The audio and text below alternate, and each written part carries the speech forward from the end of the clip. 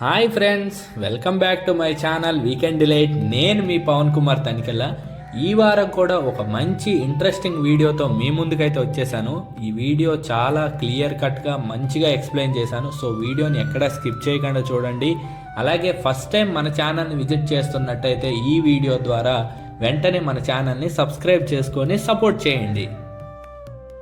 ఆంధ్రప్రదేశ్లోని శ్రీకాకుళం జిల్లాలో మెలియాపుట్టి మండలంలో ఉన్న పురాతన వేణుగోపాల స్వామి ఆలయంకి అయితే మనం రావడం జరిగింది. అయితే ఇక్కడ ఒక విచిత్ర సాంప్రదాయం అయితే ఉంది. అది ఏంటంటే ఈ దేవాలయానికి అక్క తమ్ముడు లేదా అన్న చెల్లి ఇలా వరసలు ఉన్నవాళ్ళు ఖచ్చితంగా కలిసి దర్శించుకోకూడదు అని అయితే ఈ చుట్టుపక్కల గ్రామాల్లో చాలామంది అనుకుంటుంటే నేను విన్నాను. అయితే ఏంటి దీని ఆధారంగా చూడాలి మనం ఖచ్చితంగానైతే తెలుసుకోవడం కోసం నేనైతే మా టీంని తీసుకొని వెళ్ళడం జరిగింది. ఈ దేవాలయానికి చేరుకోవడం చాలా సులభం. టెక్కలి రైల్వే స్టేషన్ నుండి అయినా, పలాస రైల్వే స్టేషన్ నుంచి అయినా పర్లాకెమ్మిడి వరకు బస్సు సర్వీస్ మరియు ఆటో సర్వీసుల్లో త్వరగా చేరుకోవచ్చు. అంటే ఆల్మోస్ట్ ఒక 30 కిలోమీటర్లు ట్రావెల్ చేస్తే పలాస నుంచి కానీ టెక్కల్ నుంచి కానీ 30 కిలోమీటర్లు ట్రావెల్ చేస్తే మనం ఈ వేణుగోపాల స్వామి ఆలయానికి చేరుకోవచ్చు. దాదాపు 200 సంవత్సరాల చరిత్ర కలిగిన దేవాలయం మన మెలియాపుట్టిలో ఉన్న ఈ శ్రీ వేణుగోపాల స్వామి ఆలయం 1800 సంవత్సరంలో నిర్మాణం ప్రారంభమైంది. సుమారు 10 సంవత్సరాల పాటు ఈ గుడిని నిర్మించారంటే నాకు నిజంగా ఆశ్చర్యం కలిగింది. దాదాపు 2 లక్షల రూపాయలు ఆ రోజుల్లోనే ఈ దేవాలయానికి ఖర్చు పెట్టారంట. వీర వీరేంద్ర ప్రతాప్ రుద్ర గజపతి నారాయణ, అబ్బా ఎంత పెద్ద పేరో, తన భార్య కోసం ప్రత్యేకంగా నిర్మించారంట. ఆలయం మొత్తం ఒరిస్సా మరియు కళింగ శైలిలో దర్శనమిస్తుంది మనకైతే.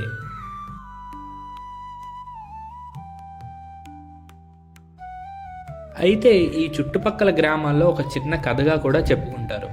రాజకుటుంబానికి చెందిన మహారాణి విష్ణుప్రియాదేవి గారికి స్వప్నంలో శ్రీకృష్ణుడు వేణుగోపాల స్వామి రూపంలో దర్శనమిచ్చారంట.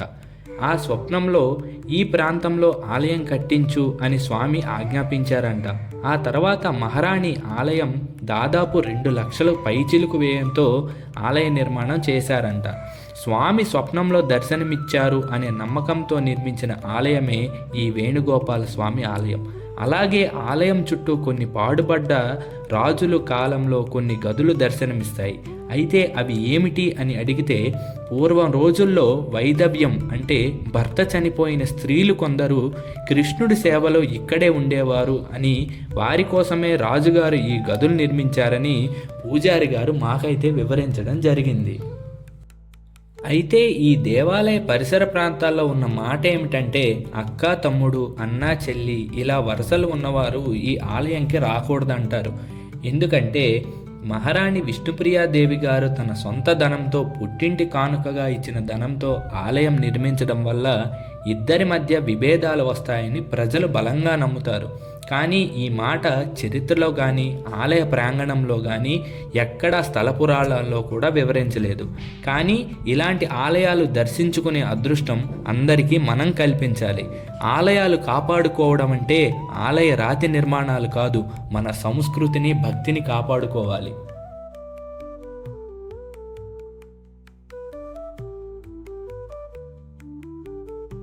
ఏ గుడిలో అయినా ముందు ప్రదక్షిణ చేసి దైవ దర్శనం చేసుకుంటారు. కానీ ఇక్కడ దర్శనం అయ్యాక ప్రదక్షిణం చేస్తారు. అలాగే తులసి దళాలు సమర్పిస్తారు. వైకుంఠ ఏకాదశి రోజు బ్రహ్మోత్సవాల టైంలో ఇక్కడ భక్తులు బారులు తీరుతారు. కుటుంబ శాంతి కోసం స్వామి సన్నిధి పక్కనే దీపం వెలిగిస్తారు. పిల్లలు పెద్దలు తప్పక దర్శించుకోవాల్సిన ఆలయం మన మెలియాపుట్టి శ్రీ రాధా గోవింద స్వామి ఆలయం. సుప్రభాత సేవ తర్వాత దర్శనం చాలా ప్రశాంతంగా ఉంటుంది. మేమైతే ఈ ఆలయాన్ని చూసి దర్శించుకున్నాం.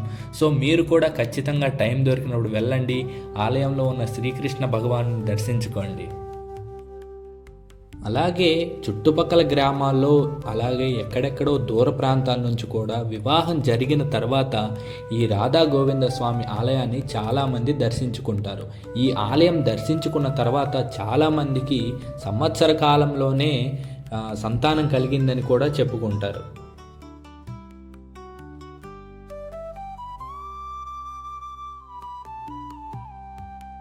సో ఇదండి మన రాధా గోవింద స్వామి ఆలయం యొక్క చరిత్ర.